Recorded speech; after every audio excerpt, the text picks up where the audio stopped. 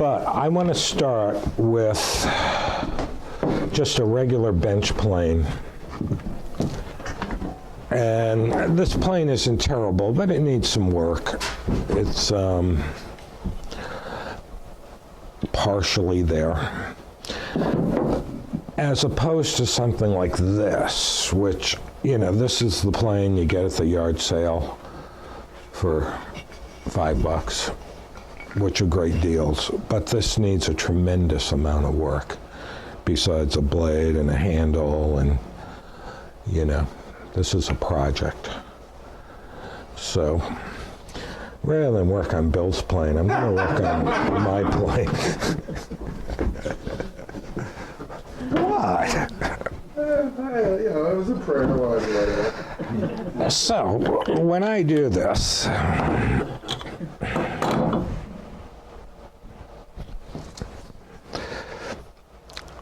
I take out the blade, and then I take the frog out.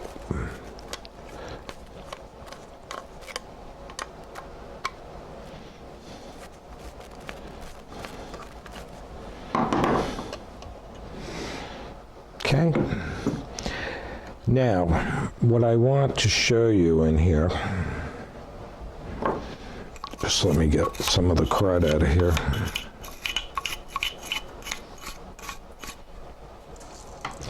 The frog sits on 2 points, or 2 surfaces, and one is here, and one is right here. And this plane still has the lacquer. They just spray these. And the first thing you want to do is remove the lacquer on these. So I'm going to pass that around so you can see the lacquer, because that's really exciting. Why do you want to remove it? Because it's uneven.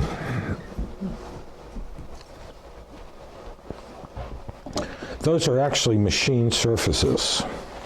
And then when you look at the frog,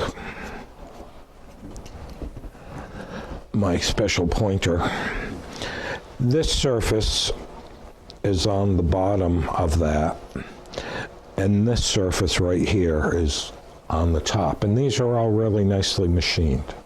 So I'll pass that around. So it doesn't make sense they obviously weren't going to pay someone to either mask it or clean the lacquer off of it.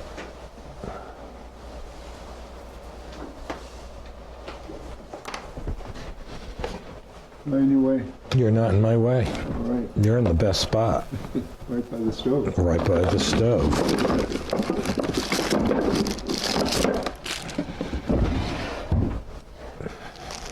Was having a lacquer on their standard throughout the history of sailing planes, or was that something that they started with later on? I can't answer that. I don't know.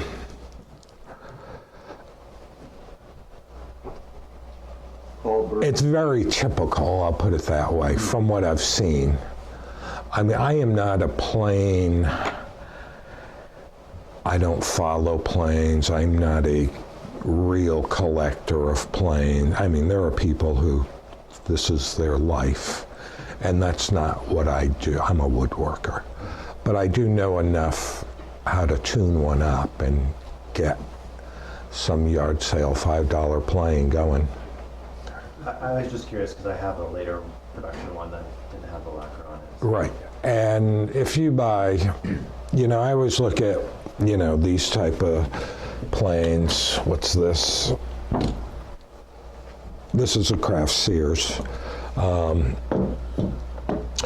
All these type of planes, they're Chevy and Ford type of planes.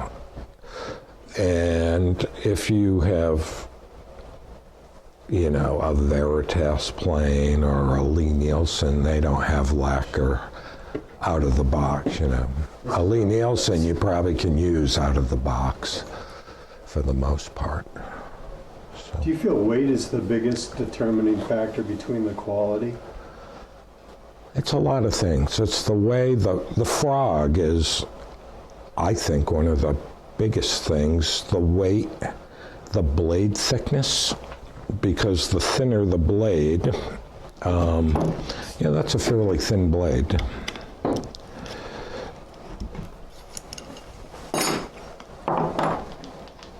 Yeah. Compared, somewhere here, I keep planes.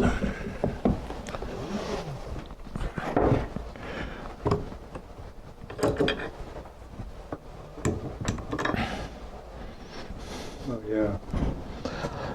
That's an eighth, 5/32. So, and what you're cutting down on vibration. That's what the weight, Sure. the heavy casting, the frogs with a lot of solid surface, that's what that's doing. So let me put this back together.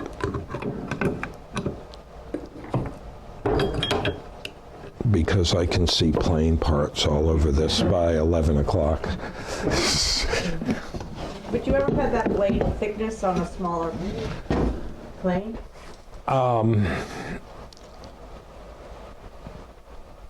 Like if you buy a block plane, a high quality, it's going to have a thick blade in it, but they've engineered the rest of it so that fits.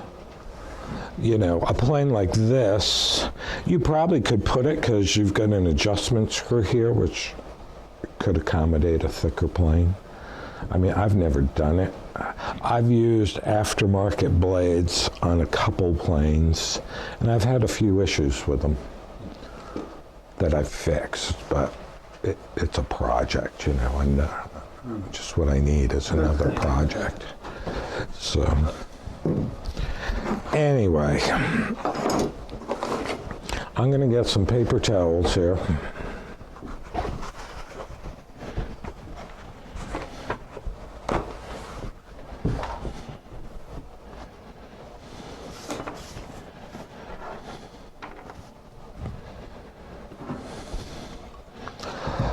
And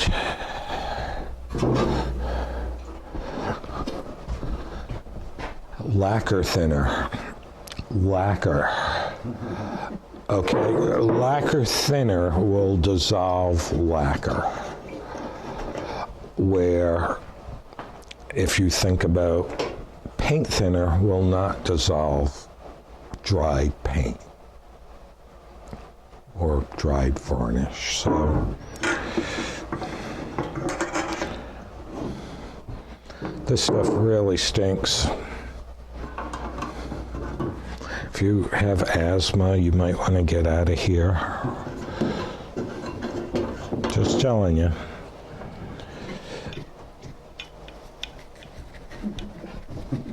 Exactly.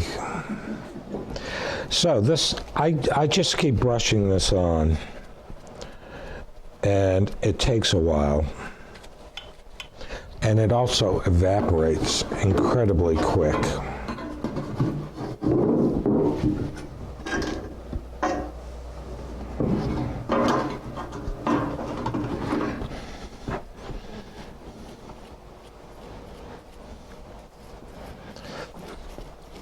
And it's getting soft. It's actually coming off on the brush.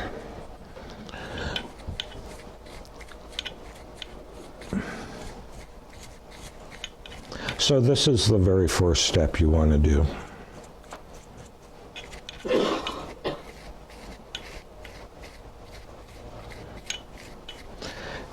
If you look at old tools, you'll see it's called, if you look at mainly ads for tools for sale, they'll say, Japanning in good shape or something. The Japanning is the lacquer. So, and then I just take a razor blade or something.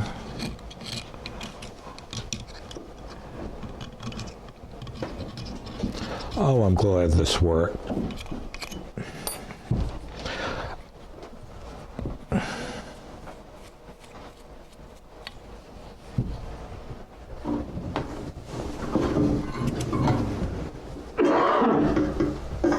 this going to be on YouTube or something?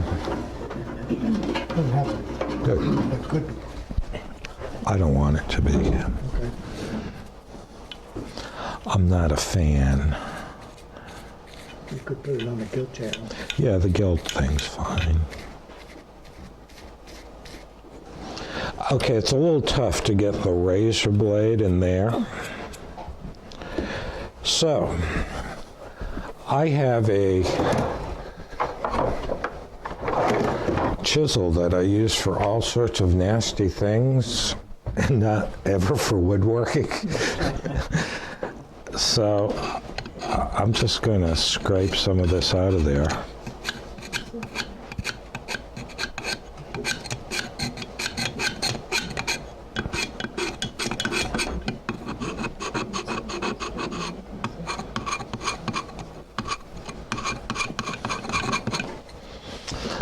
And it's just about done. I have a piece of, this is 320 sandpaper, well used. And I just go in there.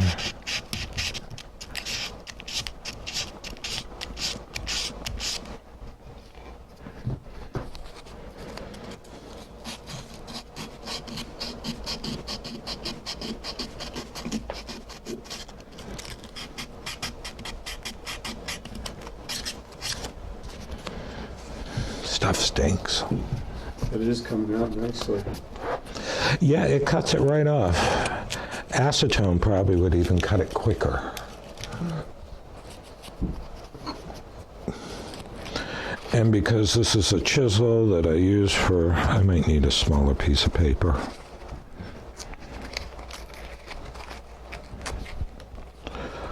I just fold it.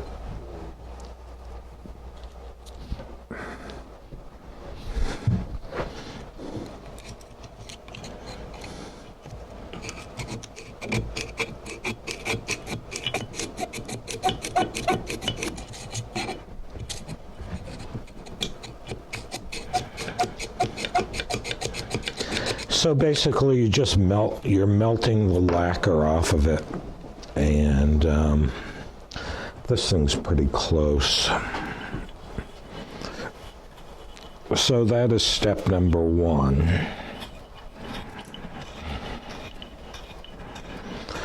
This is some very coarse steel wool.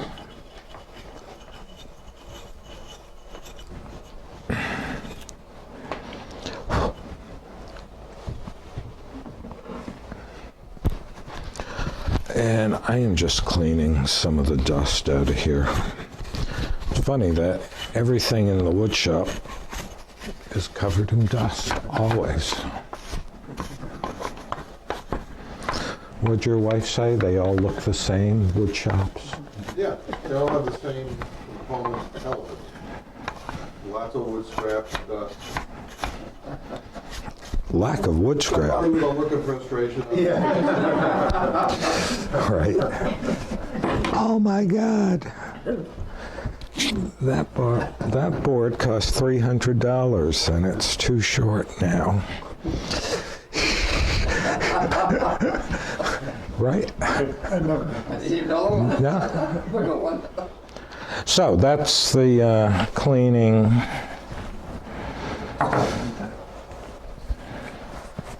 Pretty simple.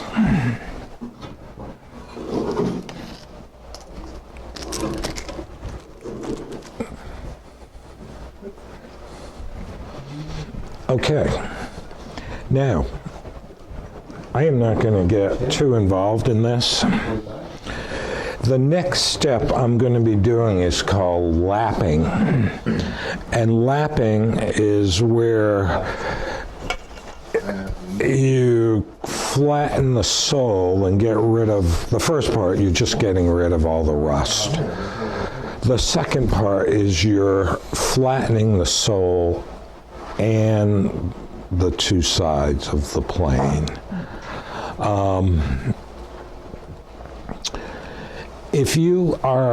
There's a number of ways to use a plane, and one of the ways is just like like you would think of using a plane.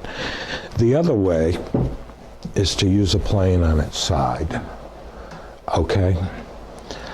If you never use this like with a shooting board or something, one of these steps you can just disregard. But when I buy a plane, I want to make sure that the sides are square to the sole. And this one's close, but it's out.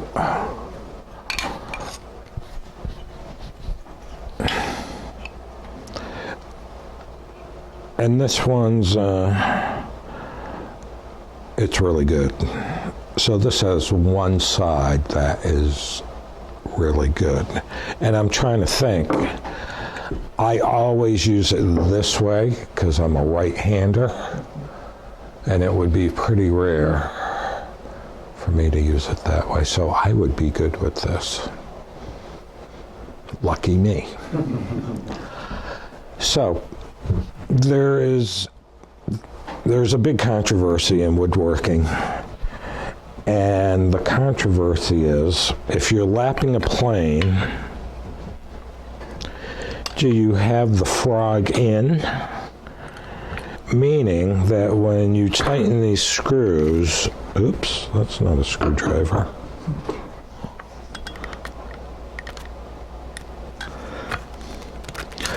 When you tighten the screws, are you putting the tool under tension? Do those screws actually? I don't think so. Not to a great degree. So, up to you. I am just going to do it without the frog in there. So a smooth sole versus a grooved sole. Big difference in how they work or how you use them? No, it's called a corrugated sole, and the corrugation is just so there's less friction. And this is way back when people were really hand planing boards. You know, we have planers and stuff. We're not doing that much planing. But if you hand plane a board, it's a lot of work. So it's just to reduce the tension.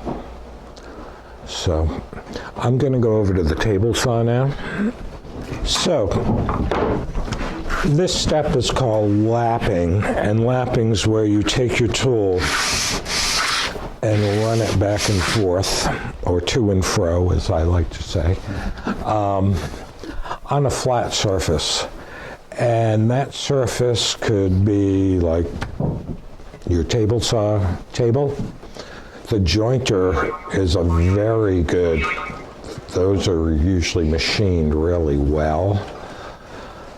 A piece of heavy glass that you put sandpaper on will work. So there are a lot of ways. And I've also noticed you can buy lapping stones if you really need to spend some money.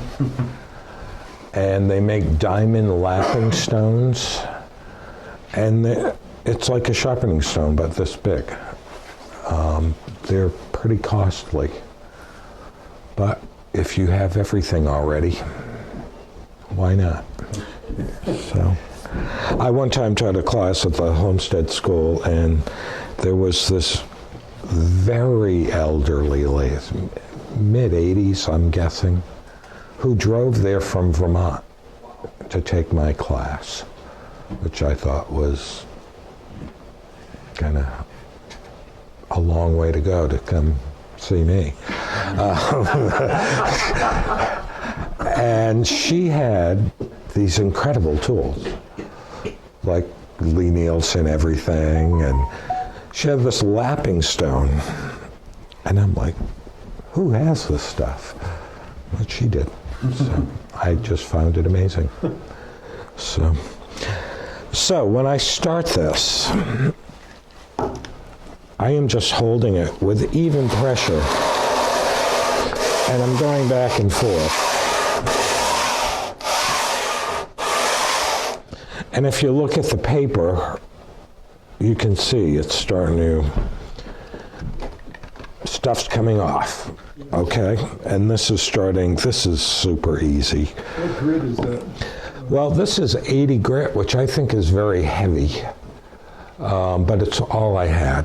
And this is just a 48-inch, it was a belt for a belt sander, which I don't have anymore, so I'm like, I could sacrifice that. And I would like to be in the 120, 150 range for that, but if it's that really beat up plane, why don't you hand me that plane? Yeah. I would probably start that with 80. So do you end up walking up bricks just like you do in I probably wouldn't, but you can. I mean, if you want that mirrored image. Right. You can go to Or if you just want it. 5,000 if you want, but I often say, another thing, if you have a plane, this happens in, the number 6s, 7s, 8s, the big long guys. A lot of times those are bowed, either concave or convex. And that's a real problem because every time you use it, your board's going to come out with that radius, that arc on it. And I've sent some of those out to be surface ground, so at like a machine shop. what does that run? I don't know, I did it in 1977. What was it? It was probably For inflation. $50. I don't know. I have no idea. So, John Siegel's got a metal planer. John Siegel's got a metal planer. oh, I okay. wonder if it would work on something like that. Yeah, I don't know. Is that a spinny thing? No, Oh, really? goes back and forth, takes a little shaving, Right. and moves over. Yeah. Might.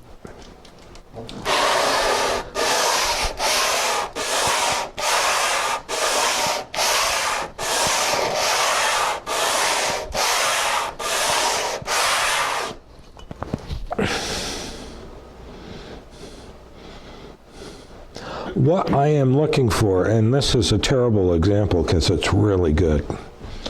A lot of times, if this was really rusty, there may be a spot that it's clean everywhere, but there's still rust, say, around the mouth or something. And that just means the tool is, whatever reason why, is just not flat. And those take a lot of work. I'm just going to do this one fairly quick, and hopefully this will be really bad. And,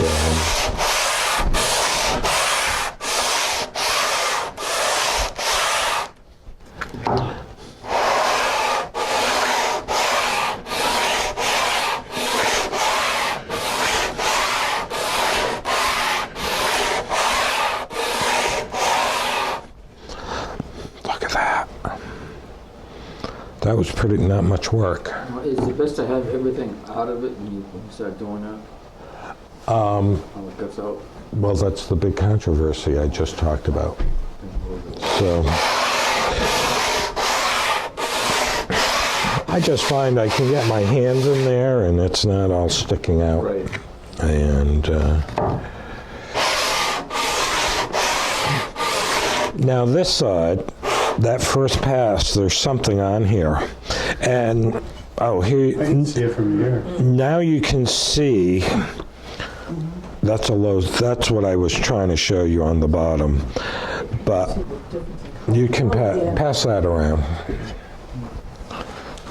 And I'll see what I can do with this mess.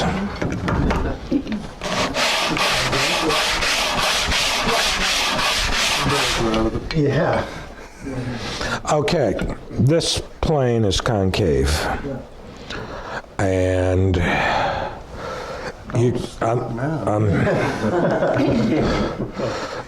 I'm gonna stop. I'm not going too far with this one. This is maybe a dog. This may be a dog.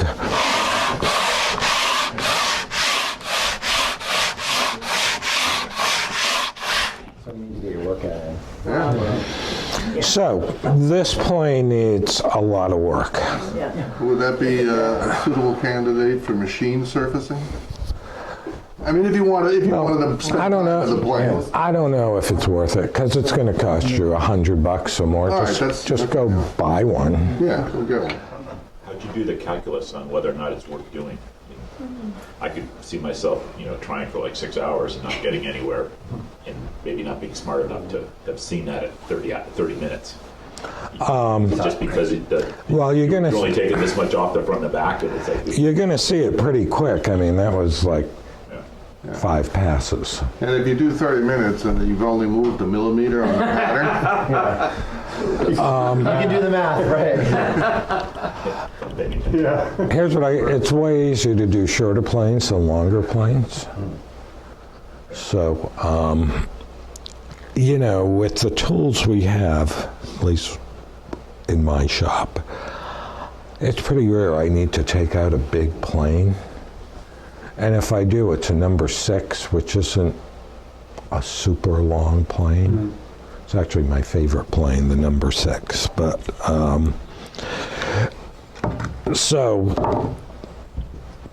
it's just a trade-off. Do you want to spend a lot of money to have it surfaced, or do you want to just go buy a good plane right off the bat? Right. And don't know. Bob, what's that number 6 refer to? I see here about the plane. Well, numbers, but the planes are numbered from 1 through 8, generally, depending on the brand name, okay? So Stanley's, Miller Falls, Dunlaps, they all kind of have this 1 through 8. And it refers to the length of the plane. So this is a number 4. It's about 9 or 10 inches long. Let me grab a number 6, that will be easier.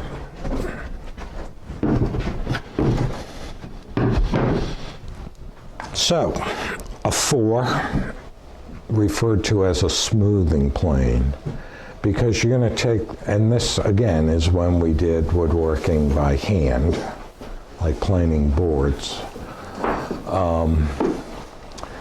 This is not the plane you start with if you're planing a board by hand, but it's a great general use plane if you have machinery and you just got to take off machine marks, which is the world I live in.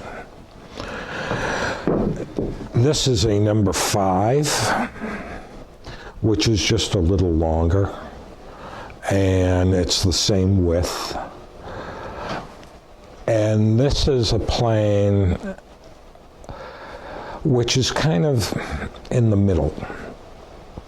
So it's a good plane. If you don't have real long planes and you don't have a number 4, this is a great middle of the road plane that you can do smoothing with and you can do roughing with. So this is called a jack plane. And like in a lot of schools way back when, probably before 1960 or 70, this would have been a pretty standard high school woodshop plane because it goes either way. And now this is a 5.5, and it's just wider. When you get into the half planes, they're just wider. So, and then this is a number 6, and it's just longer than the number 7, I believe is like, this is about 20 inches.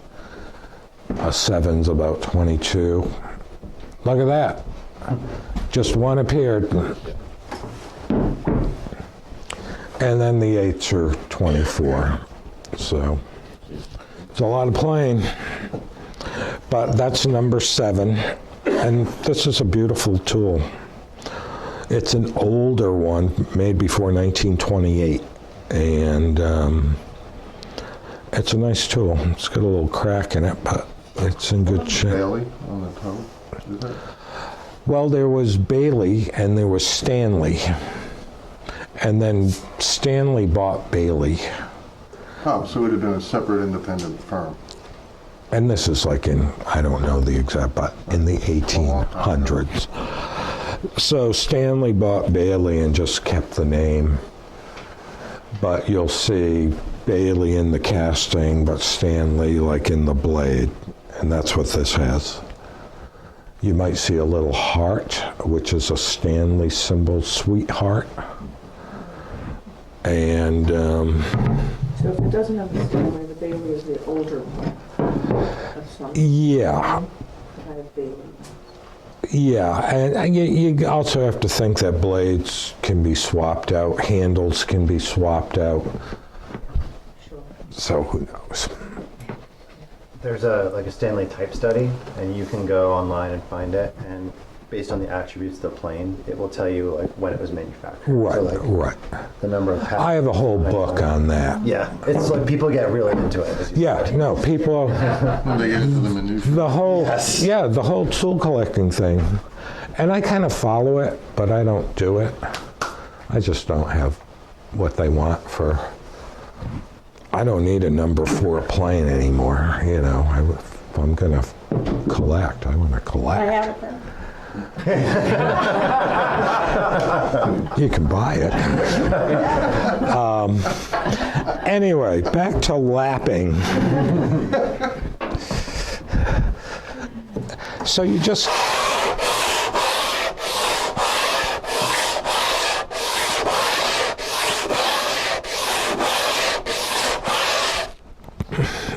and I'm getting there. One thing I do want to do, I want to keep checking. I want to make sure I'm not really goofing this up. It's pretty good. It's not perfect, but it's pretty good. What if you wanted to correct that? How would you do it? Move the fence in? No, you have to, like in this, it would want me to take more off here than here. So you just put more pressure towards that side.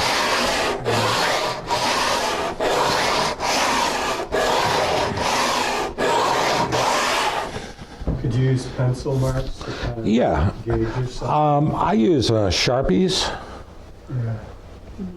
because you can see it. Red specifically. Well, it's just hard to see, you know. And even that little bit helped. So, you want a good square. And anybody who's ever taken a class with me, it's all I talk about is have a good square. It's the most important tool.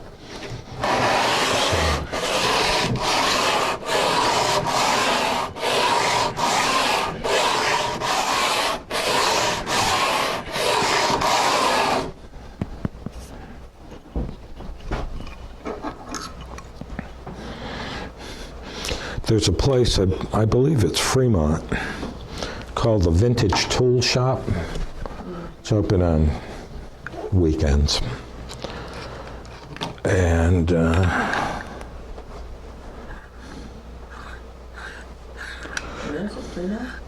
yeah, try on 125.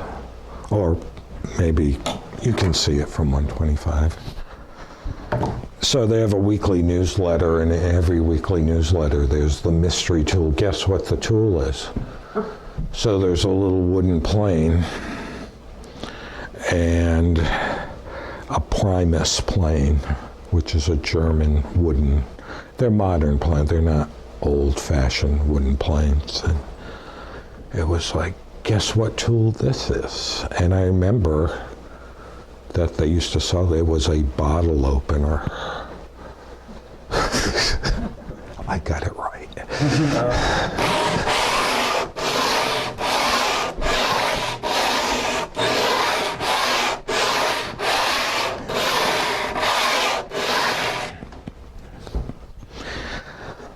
So that is the drill for lapping a tool, and I've got this thing pretty good. And it's fairly clean. And I would like it more polished, which means just going up in grit. So, so that is basic lapping, okay? So those are that's step 2, is lapping it, getting it square and clean. And the next step will be moving back there. A lot of times, you will find a plane with a big ding in it.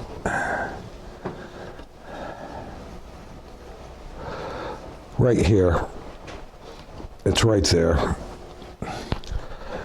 And like the tool was dropped, you know, hit the corner.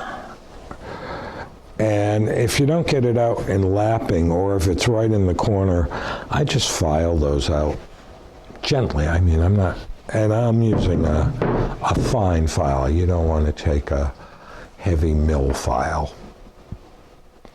So, and I'm going to do a little of that edge work on here, and then I'm going to do it to a new plane.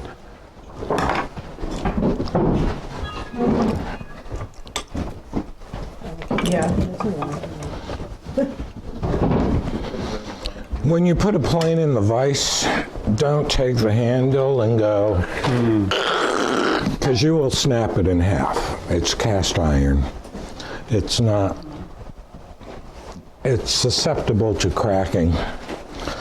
Okay, I've got a very fine file here, and I have found that these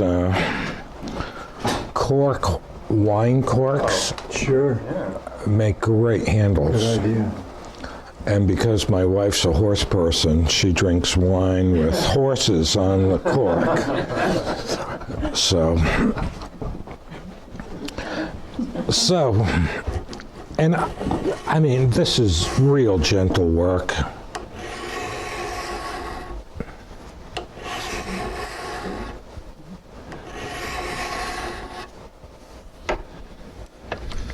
Now, I don't have to get everything out, but I just want, you know, where the metal, So it doesn't grab.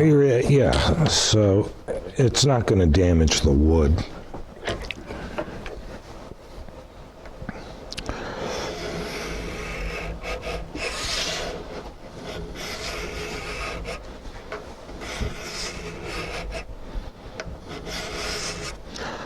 When I became a woodworker, I never knew I was becoming a metal worker.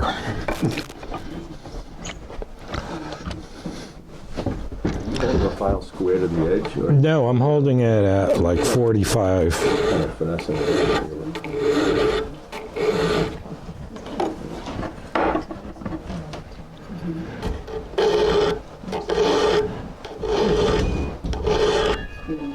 I guess that keeps the corner from out of the work.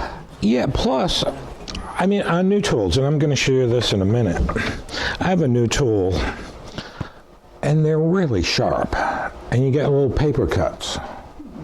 Yeah, you're using it a lot, and you look, and you're like, I got all these little paper cuts.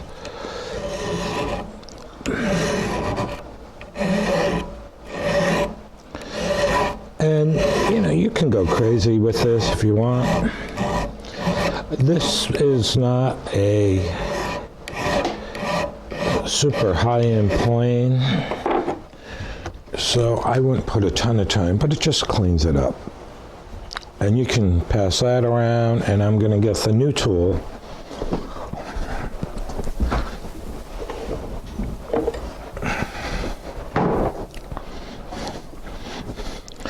This is the newest plane I own, and it's probably 4 or 5 years old. So it's the new tool.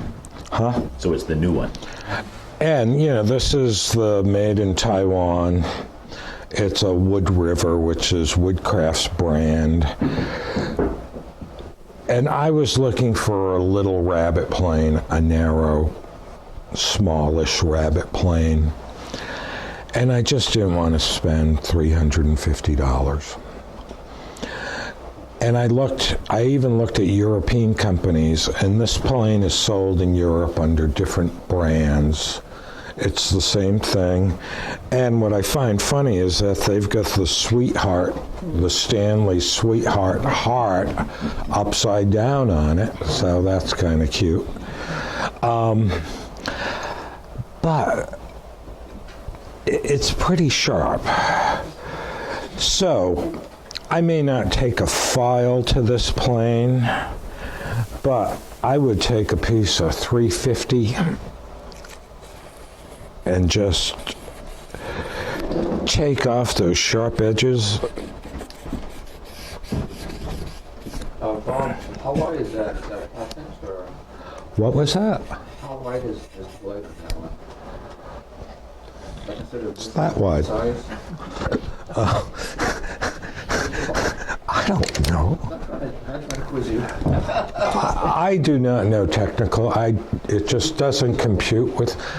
There are people who know every number and that's a Bedrock 603. I am not that person. It just doesn't compute. But to answer your question, it's a 3/4 inch. Okay, 3/4, okay. Okay. Just curious. I just want you to know that when you buy a new tool, like this side is literally like someone spent some time buffing that down, but the other side, like the bell went off. Yeah, something like that. Friday. Yeah, whatever it is. So this side, no one did anything.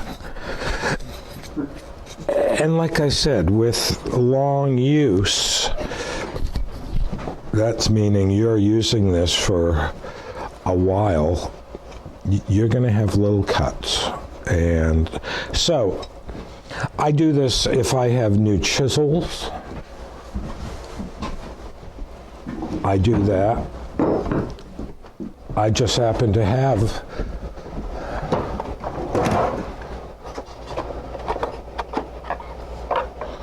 a brand new chisel here. Look at that.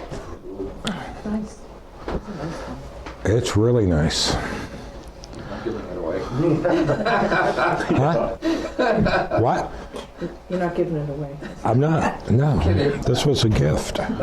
So the edges of this are really sharp. I'm going to pass it on, and you're feeling this. Don't feel that. Don't do that, okay? And this is what I mean. So if you do the bottom, you'll feel it. I had a question on the plan that you were talking about earlier. This one? No, Rabbit? your newest one. That one. Someone wants to buy one starting out. Better off at the 3/4 or 1/2 inch. Yeah, that's nice. It's a personal preference. I'm just curious. No. It's nice. And this is the next class, but you can buy a rabbit plane that wide, but it's hard to use. It's a lot of tool. And I like the 3/4 or 5/8. I believe the Stanley 92, the only plane number I know other than 1 through 8. I've always found that 92 to be a really nice size in my hand, where you get into big ones and they're big. The thing weighs like 8 pounds. So, you're in a little shoulder of a mortise and of a tenon. It's big and awkward. So, I think this is a really nice size. I mean, that's a good explanation, what you just said. So, What's the 98? a what? What's the 98? It's a 92. 92. It's very similar to this. It's very similar to this. This is a 92. Oh, it is a 92. but a different brand.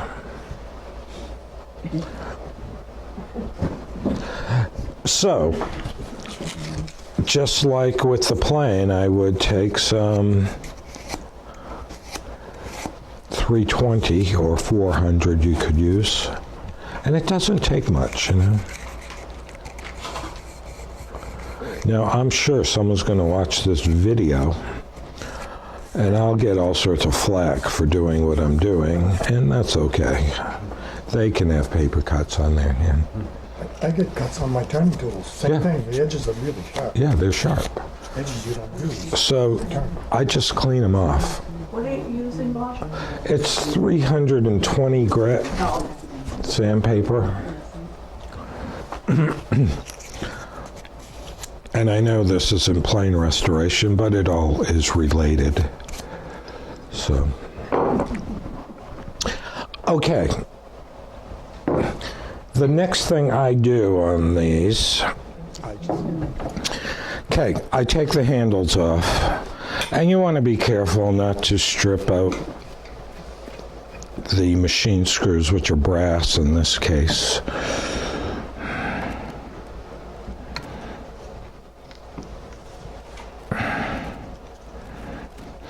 The back handle's called the tote.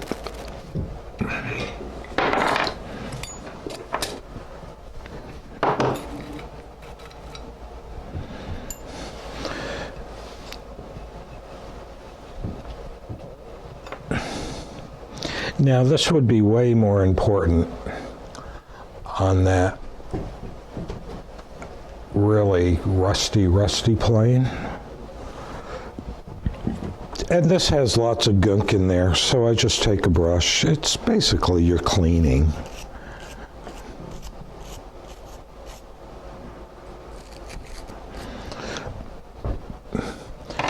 And I take a little bit of oil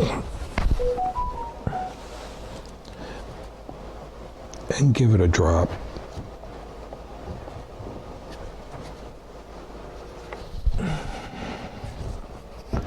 One more.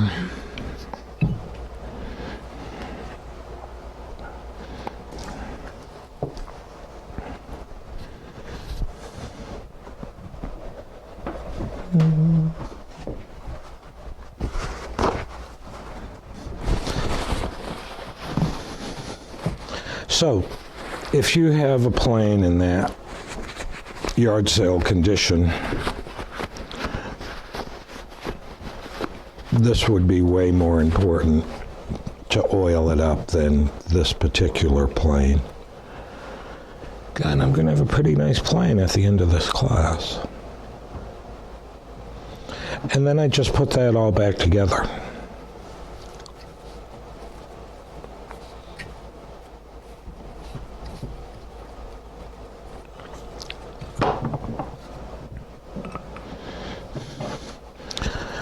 Like watching paint dry.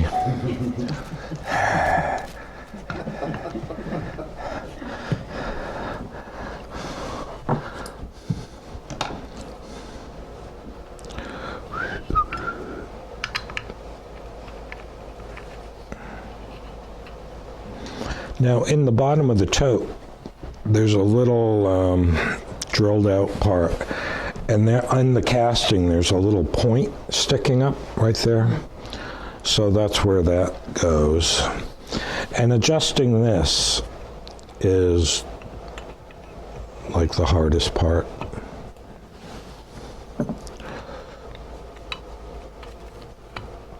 So far, so good.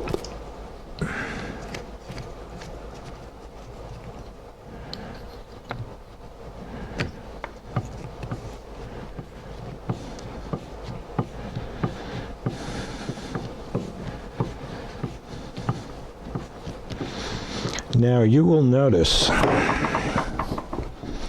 that in the winter your handles are going to get loose, and it's because of humidity. The humidity has gone down.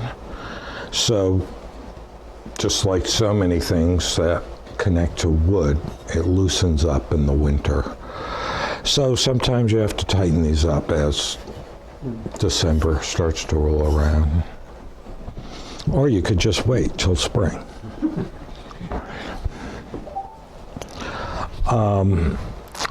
Again, I am just cleaning at this point. This has some surface rust on it, and I really can't go on the lapping because it's got parts that, unless I drive pins out, I don't want to get into that. So, with something like this, you can do this a few ways.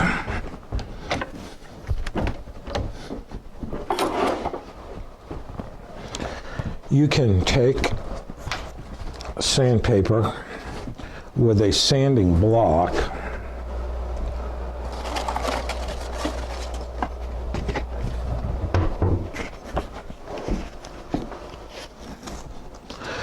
and if you want, you can use oil. You could put oil on this black paper. It's wet, dry paper. But you can't do that with regular. And I'm just trying to clean this up a little.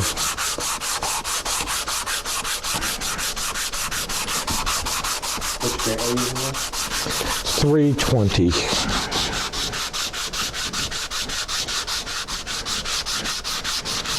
And you could use 4, that would be fine.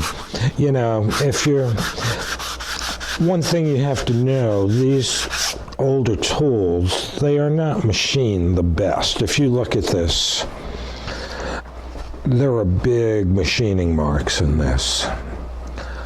So I am not trying to get it all out, but if you want to go there, you can. It's a lot of material, and I don't know if it would be good for it. Like, would it affect the levers and the in and out thickness of your shaving control? So,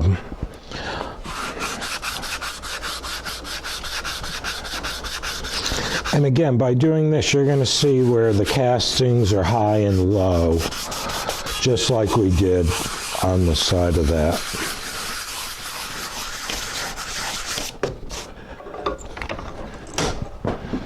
So basically, I'm just trying to take the rust off. The lateral adjustment here, a lot of times I just give that a little drop of oil. Because who knows, you can't, it's like riveted in, so.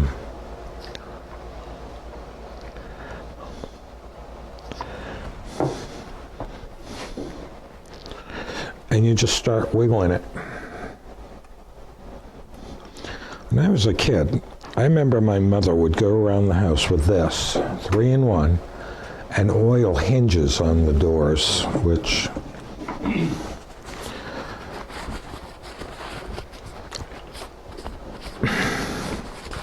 that was her thing. Most parents want squeaky doors. They what? Most parents want squeaky doors. Track the kids' movements. Indeed. 2 more things. The adjustment screw, this little finger wheel, you can take this right out. The bigger ones, this is an older plane, so it's a small wheel. The newer planes, it's bigger, like if you look at this one.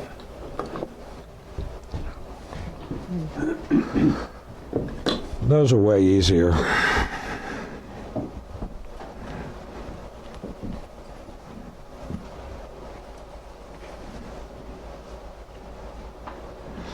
And the little wishbone mechanism just will drop out, so you don't need to worry about that.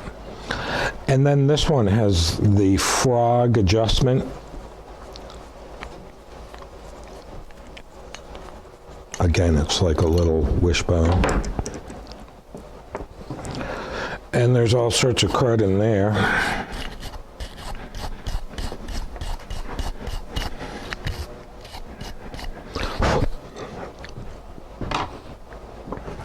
There's a lot of rust in there. You're going to get really dirty doing this.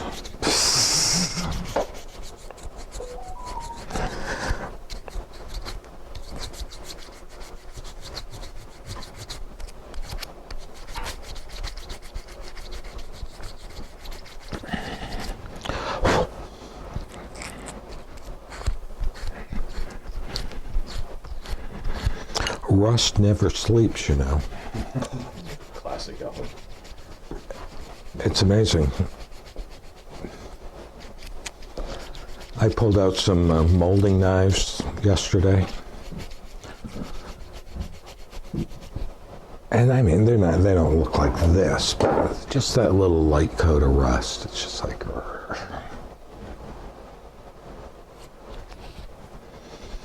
okay. Let's put that back together. Make sure you remember what parts go where.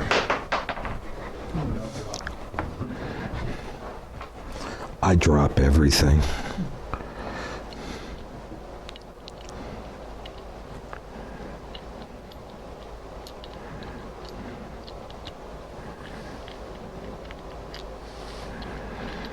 Doesn't want to go. It's only because you're on video, otherwise they wouldn't know. No. I'm surprised I haven't dropped it and it rolls into the crack of the floor, which happens to be an open knot below it, and it's under the building. That's usually what would happen.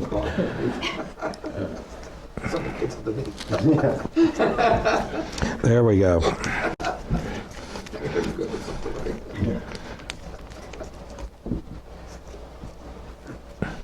Now I'm trying to make sure this is on there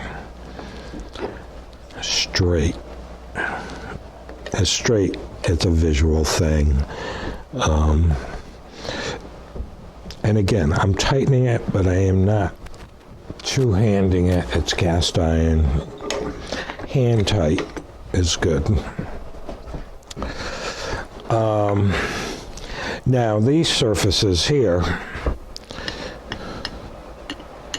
this is what sits on those surfaces we clean the lacquer off of. So you just want to make sure those are good, and these are fairly good.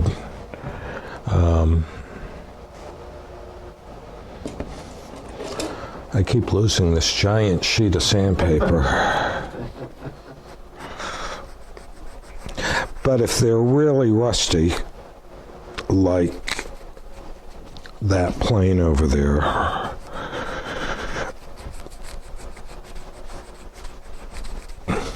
That'd be okay to put that on a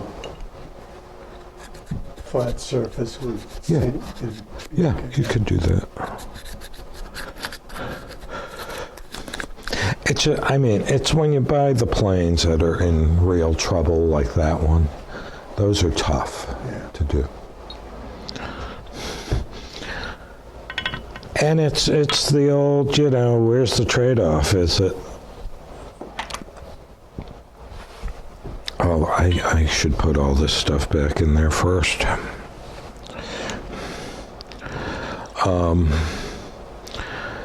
Basically, you can spend a lot of money on something nice and not have to do anything, or you can spend a Saturday morning doing one.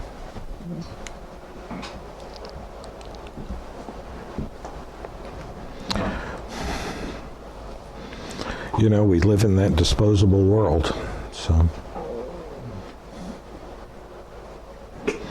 Now, as I put that wishbone back in there, I notice it's off. It's just slightly off, but there's nothing I can do about it. I mean, like it's aligned to one side. Yeah.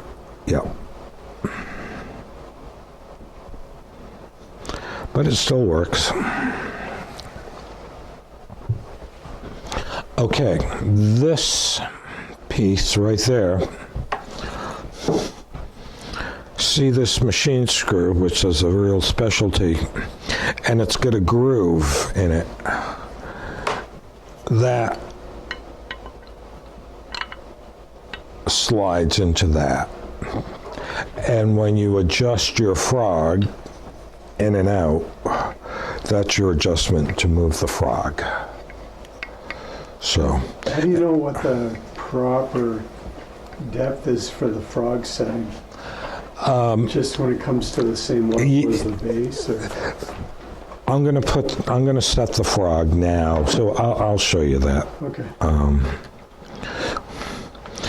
It's gonna seat itself on those places we cleaned.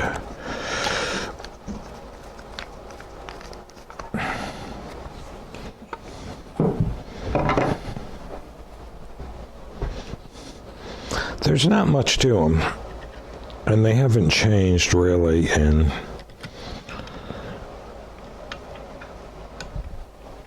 a 1,000 years.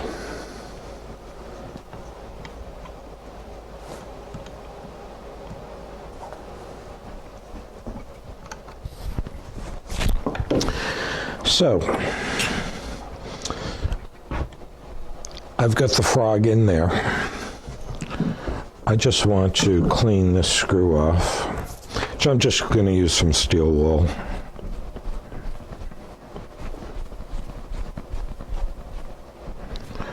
And this is very heavy steel wool. Very coarse, not very heavy. It's actually pretty light.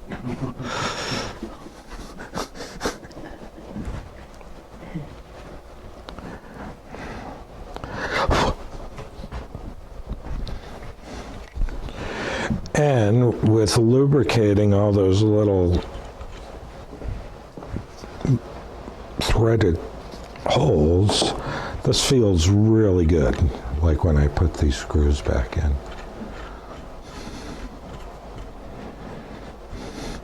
Okay, to answer your question, this blade is going to go in there like so. And I don't have the cap iron, but I put it in there and I see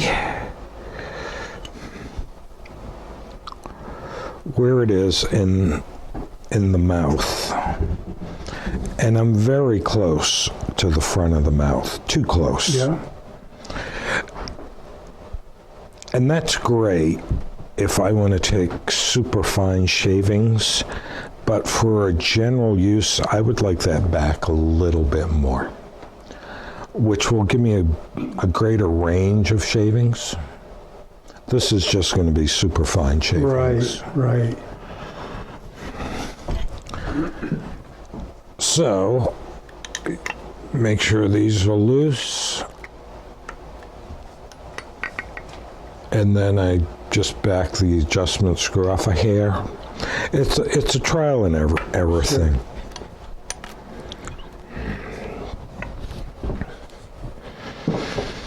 Now these parts, the big thing, I'm going to put this together and adjust that frog where I want it exactly. And then I'm going to get into cleaning these parts.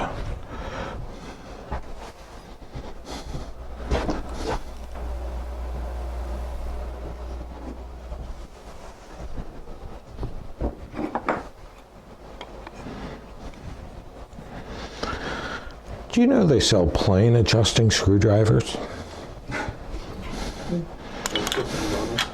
How much the price? They're really nice looking. Okay. Meaning they cost a lot of money. No, Lee Nielsen sells them. I'm like, I could buy a set of 100 screwdrivers for that. So here we are. We've got a plane.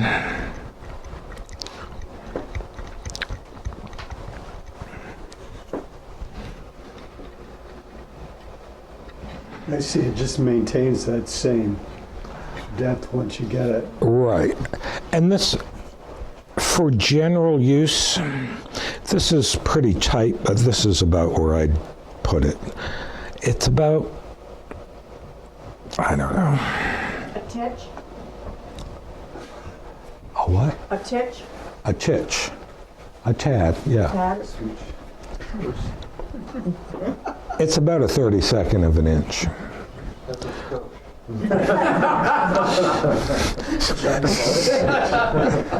No wonder everybody does woodworking wrong. Get the language right. This is about, for general use, about where I want it. And you can pass that around.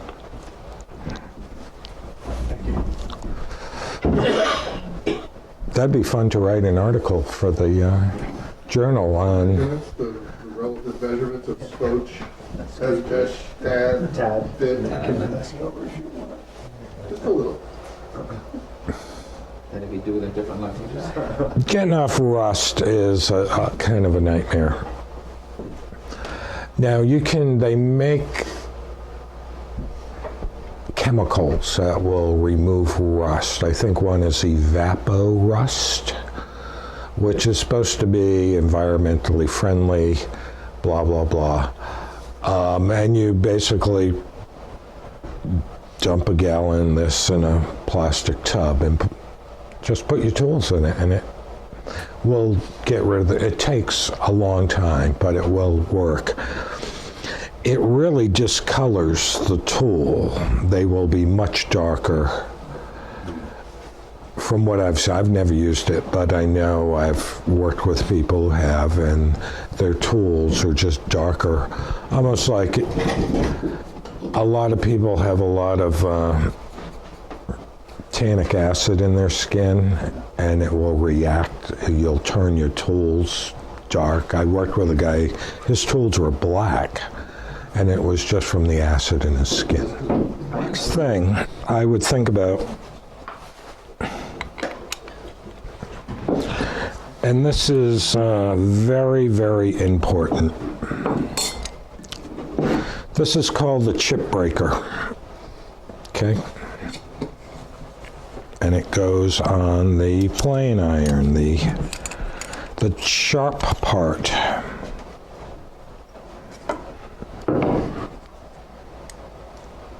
I need glasses for this one.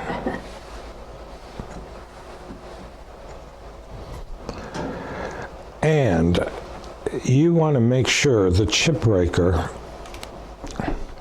does not have any gaps in it. Where it's hitting the blade. Where it's hitting the blade. And you also want to make sure that there's no gaps in the front, because if you start planing, you're going to peel up a wood chip and it's going to jam in that gap, and you're going to go, and that's as far as you're going to get. And that's, if you have that happening, that's the issue. So this does not look bad, but if it is bad, you want to take this, and I don't have a plain screwdriver. The first thing you want to do is make sure your blade is flat.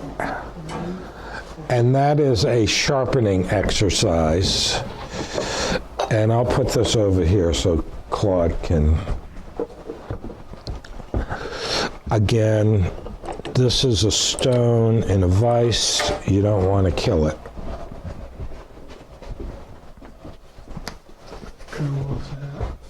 What kind of what? Oil is that, Bob? It's honing oil. Okay. And then I have honing solution, whatever that is. So, to flatten the blade,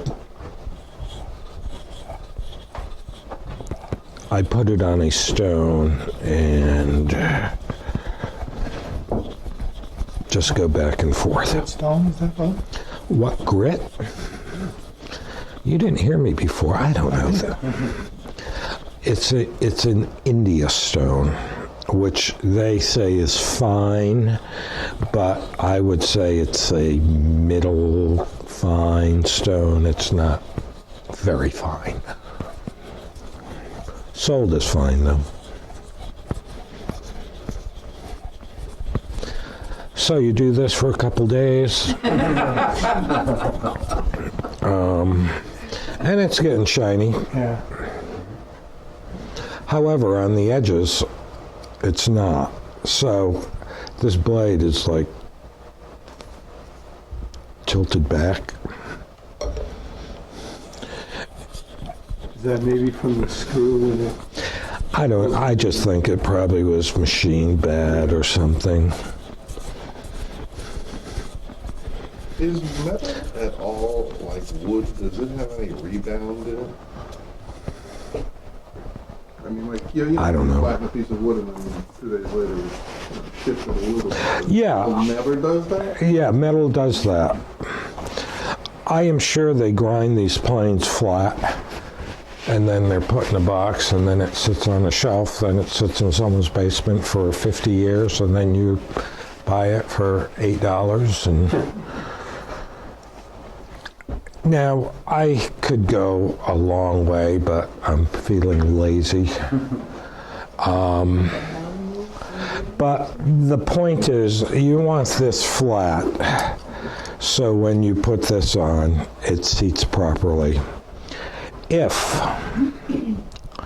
you need to adjust this, and this has been beat up. There's a big dent in this thing.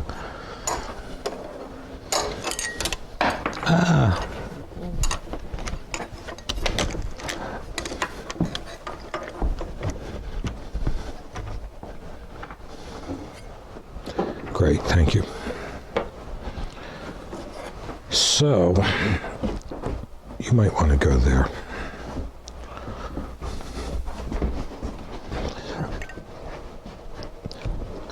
To do this, you can back file it, meaning you could have an angle back as long as the front is touching.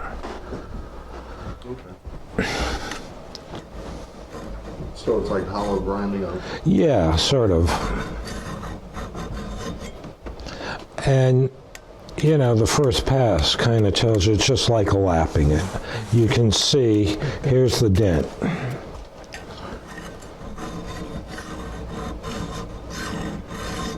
And I'm just pushing the tool back and forth. I am not pushing down very heavy.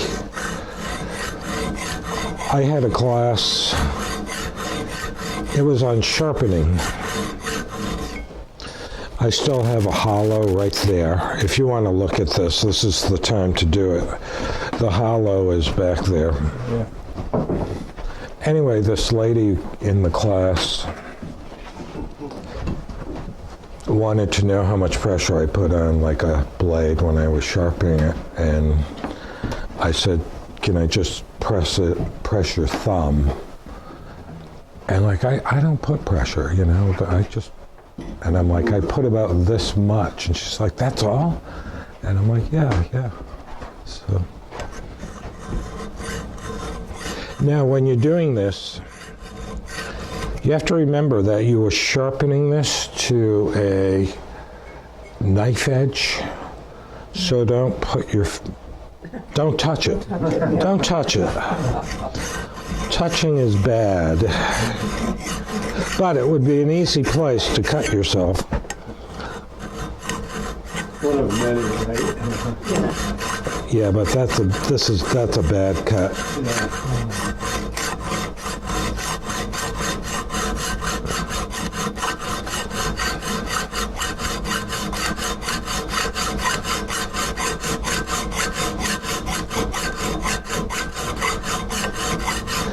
It's getting it. There we are.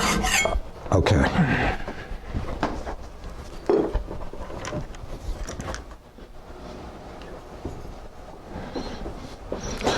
And now I'm just taking the burr off. But that's a sharp edge, and you have to remember that.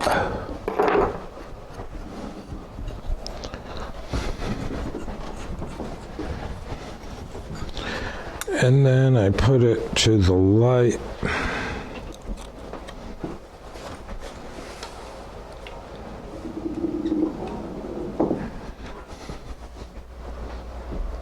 And it looks pretty good.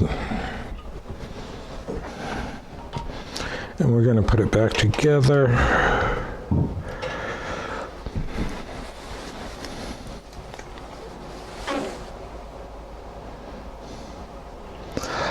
Yeah, this either was abused or was ground poorly. It's not, it's actually curved, the chip breaker. It's very odd. So that is how you would file a chip breaker to seat on a blade. Probably the most important thing you'll do, because it will just go. You'll be like, They'll peel up a big piece of like right to the grain, you know how. yeah, it'll just, there'll be some chunk of wood in there. Okay, getting rid of rust is a long time consuming thing. And I just found this little brass wheel the other day up in my boxes of junk. And I've been looking at them and they're really expensive. Like $75 or something. Money I didn't want to spend. So, I've got my old Black & Decker grinder here, probably from World War II. So,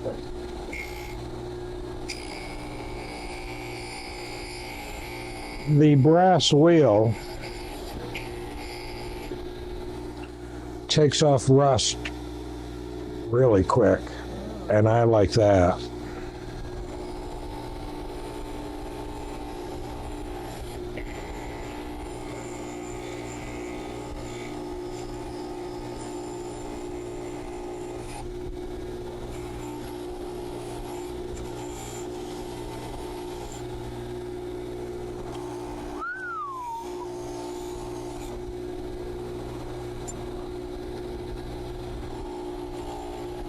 You don't want to touch it, the wheel that is. Gloves might be a good thing. But this is fast.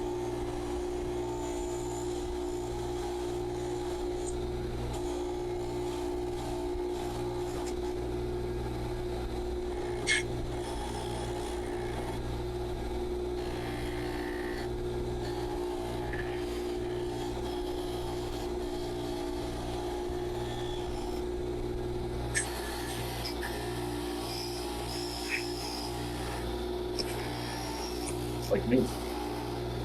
It's pretty nice.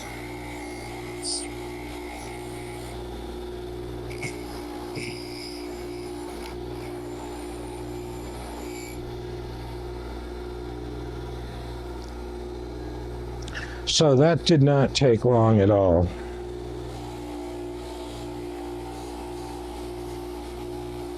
Just getting into the nooks and crannies here.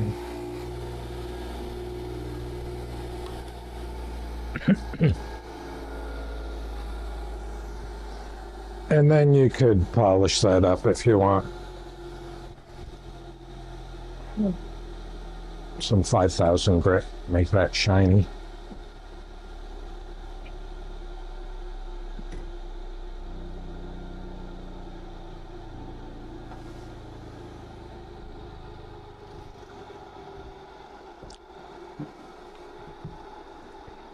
And you could do it to this too if you wanted.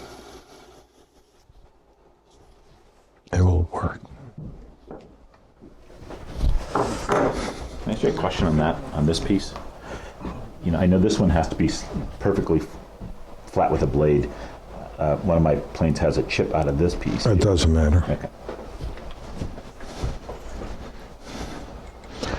So, at this point, this plane is almost usable. The next step is to sharpen it and make it usable. And I'm going to sharpen here. You might want to get over there, Claude, for my movie debut here.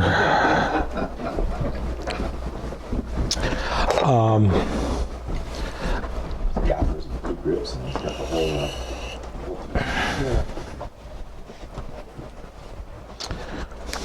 This is just honing oil, which is the main component is mineral oil. And if I didn't own oil stones, which I got years and years ago, and were a new woodworker, I would buy diamond stones and just use water on them. So when I do this, I use the whole stone because I don't want to put a groove in the stone.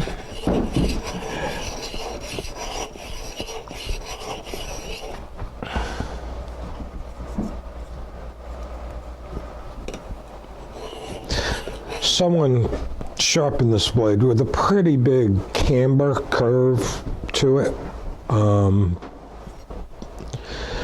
And I'm going to keep the curve in there, which means I sharpen hard to the right, then I sharpen hard to the left.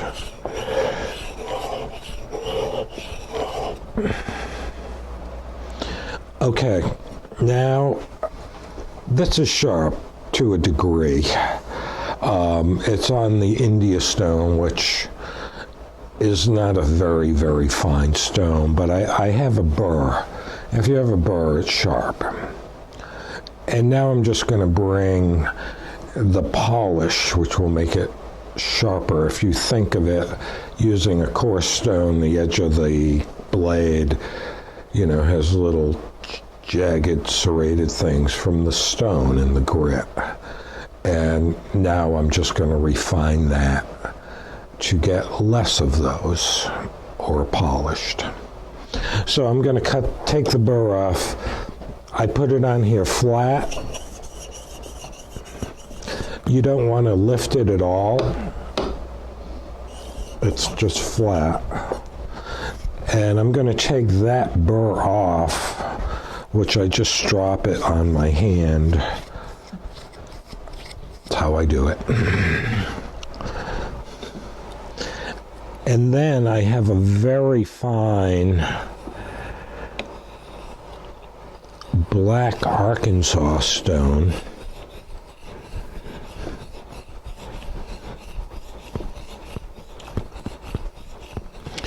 This is very mild tool steel, meaning it's not extremely hard.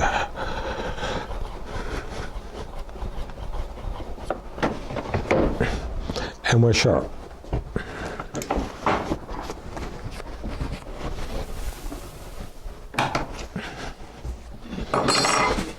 And I'm gross.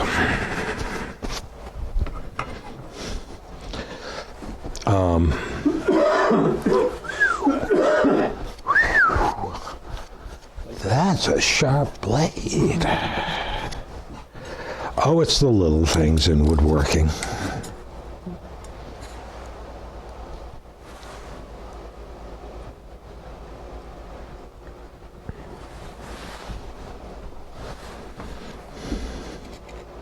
How far back you put the chip breaker, generally? How far back you put the chip breaker? About, for general use again, about the thickness of a dime. However, the closer you put it to the blade, the edge of the blade, the finer the shaving you can take. So,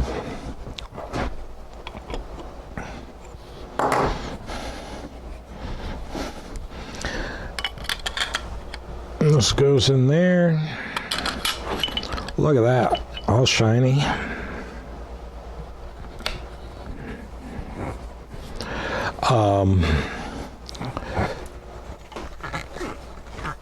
I'm just rubbing the oil off my hands. I'm restoring the handles and the toe. What good is that? It's probably about 40 with these hands.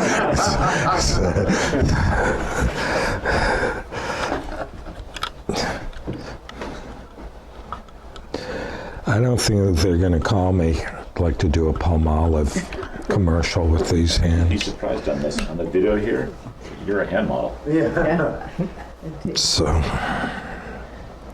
So I am just looking down. I've got a camber to the blade. I'm adjusting it. And fortunately, I don't have any wood in the shop to show you if it works, but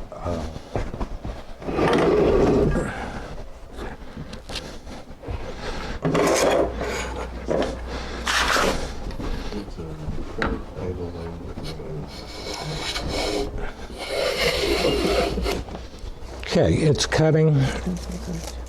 It's a fairly coarse. I would consider this a coarse shaving.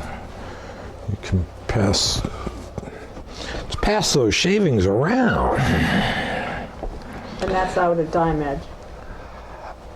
Well, no, it has to do with the blade sticking out the bottom of the plane.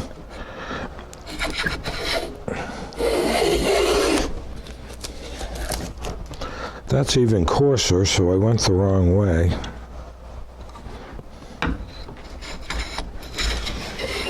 There we go.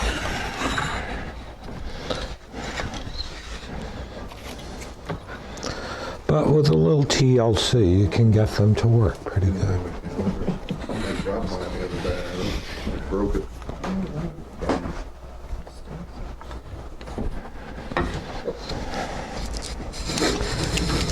That's incredibly coarse. You're making veneer. Yeah. They're touchy, you know, there's just... Yeah, you moved it a little bit. You think you didn't move it hardly at all, Right. but you did. Yep. How, the way you carry your left hand on that, Hold on. I'm doing this in Braille. Well, it's what you do. I feel this. Yeah. This needs some work in there. It's not doing what I want it to do. Sounds like another day of planes for you guys.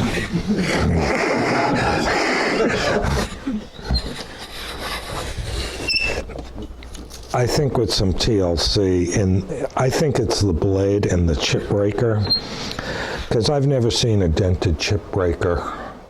work out. Well, I've never seen one.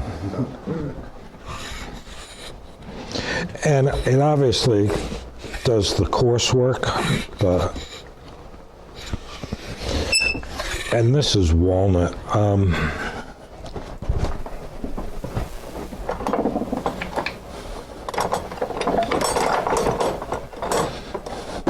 This is just paraffin wax, which the squeak was what going right through my teeth. Well, that's good. There we go. That's what we want, something. It's not super fine, and to do that, I would obviously have to fix that. So what was your question? The way you carry your hand and use your left hand, you were using like your fingers as a fence guide along the piece.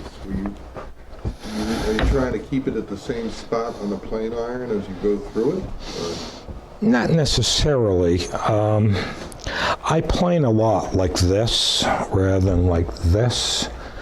And I kind of find I can push the plane down easier this way. Yeah, the last push, you had your thumb down on the sole. Yeah, sometimes I do that. Just to get more force through the blade? Yeah.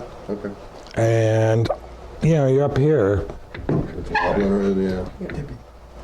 so, and I am putting tremendous pressure down, and I'm just pushing forward. That's what I'm doing. So, but that's not bad for a couple hours. Would have gone faster if we weren't here. Yeah, I wouldn't have done it.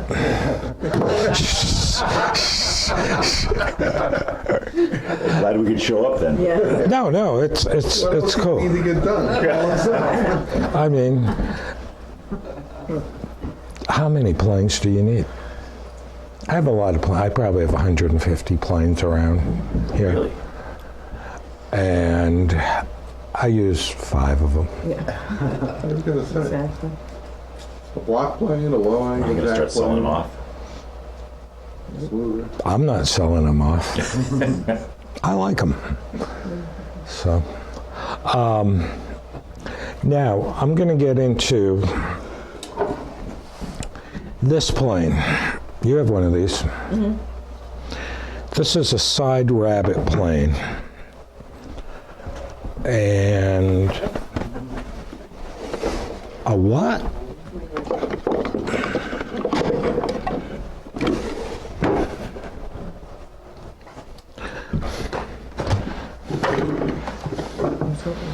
So, this is a side rabbet plane from Record Planes.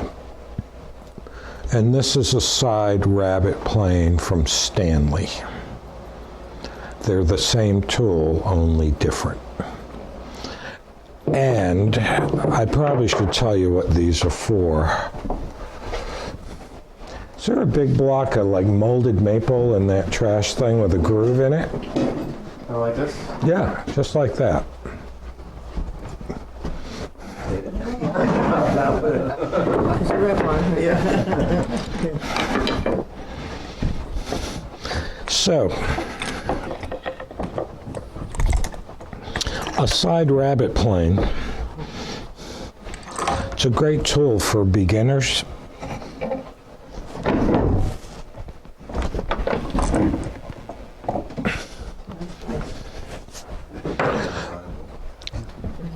And what a side rabbet plane does, if you cut a groove and it's too small, or a dado that's too small, the blade goes in here and you can open it up, just like that.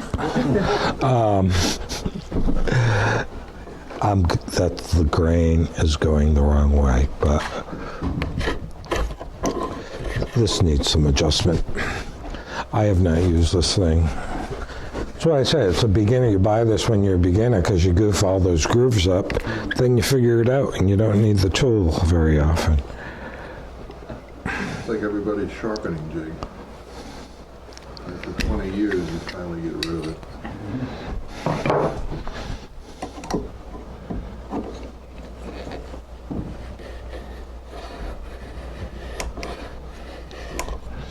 So, that's what these tools are for. I have no idea where I got this or how I got it, but I have it. You had a, I don't need it. This tool, when it was brand new, was chrome, like this. This is chrome plated. And this was chrome plated. And you can see a little bit of it left, but most of it is rusted off. And these are the blades right here.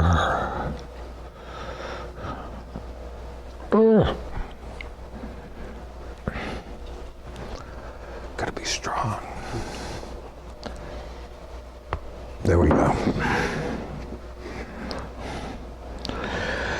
So, to make this thing work, these two little things with the little rounded ends, they're just extenders to make the tool longer. If you wanted to use it in what was called a bullnose fashion,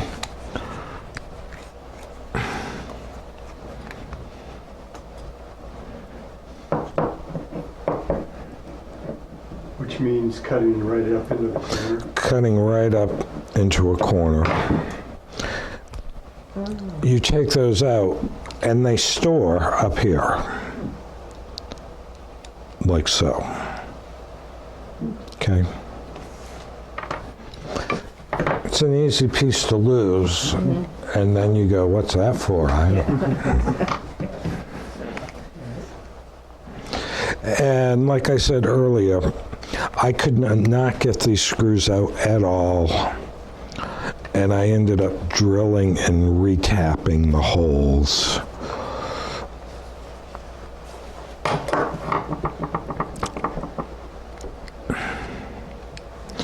And I just did it on that little teeny drill press over there, and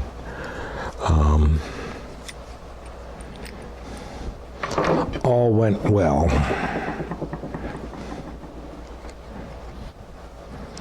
These are the blades,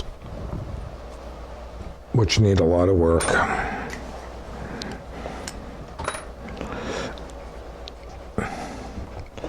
Basically, when I do this, you've probably noticed I just take the whole tool apart.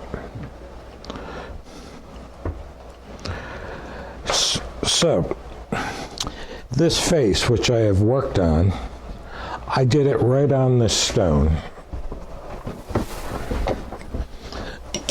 And I just went back and forth. And when I did it, I had these extenders in there because those need to be on the same plane as this. Now the rest of it, it's really a cosmetic job. I mean, other than sharpening those blades, this would, if I sharpen the blades, this would work at this point. It's kind of a neat tool. I like it. There was a lot of crud. I couldn't even get these extenders out. When I took the screws out, I really had to work them to get them out, and then I couldn't get them back in. And that was just crud. It was just going in there with a metal brush and getting the rust and crud out of there. And then the rest of it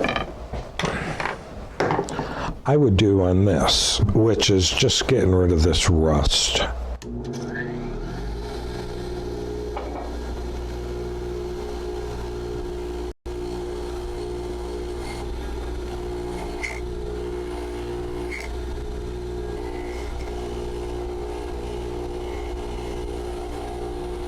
And you've seen how this works, so I'm not going to spend a lot of time.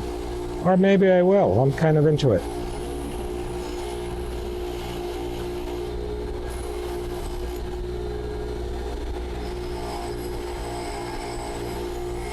It's way better than sitting there with a hand brush.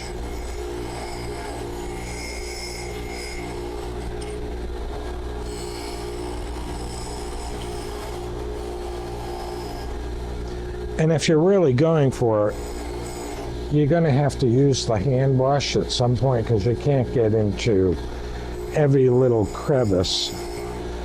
But I try to do as much as I can.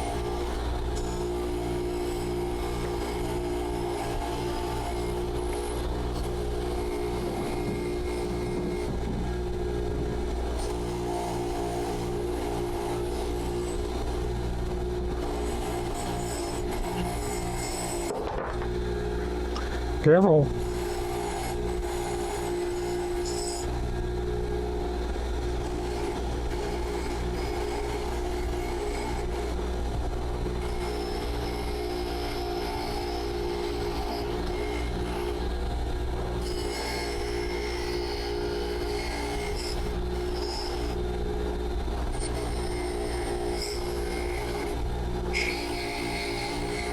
like Rod was saying, you know, there's a certain satisfaction to doing this.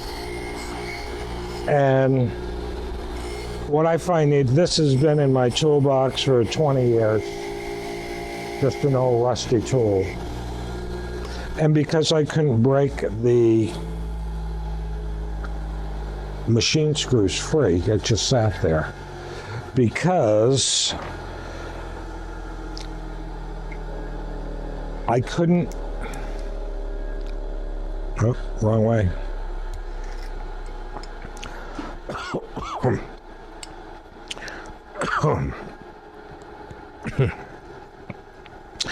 I didn't want to lap this with these in the up position.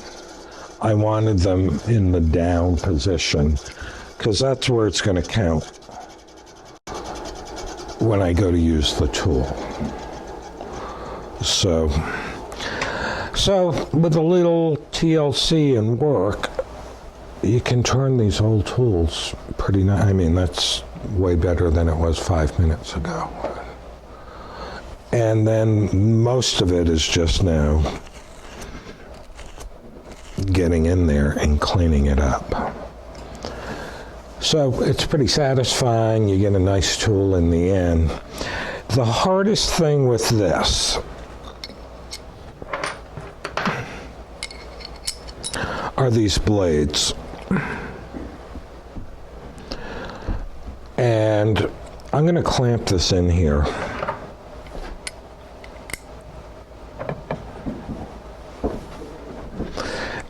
And the blade angle is off.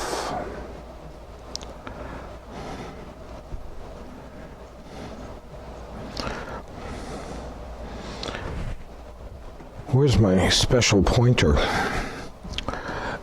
So the blade is fairly close to even with the casting there, but it's way out there.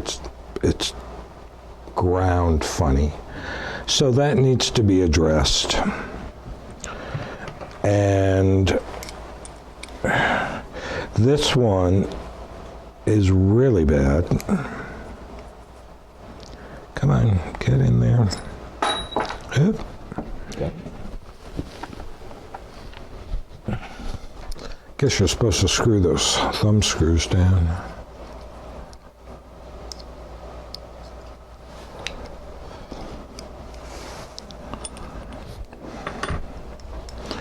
Sometimes you need more than two hands. There.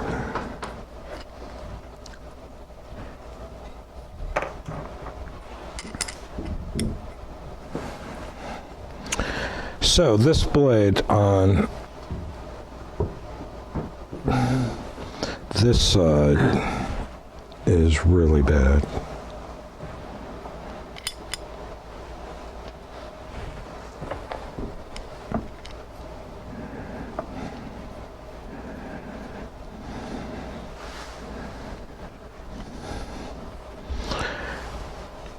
And I will hit it with a little Sharpie so you can see it.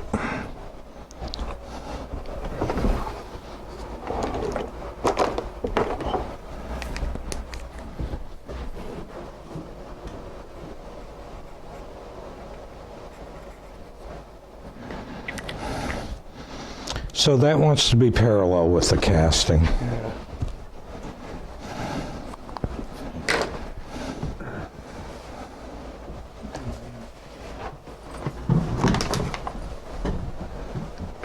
One left. It's all yours.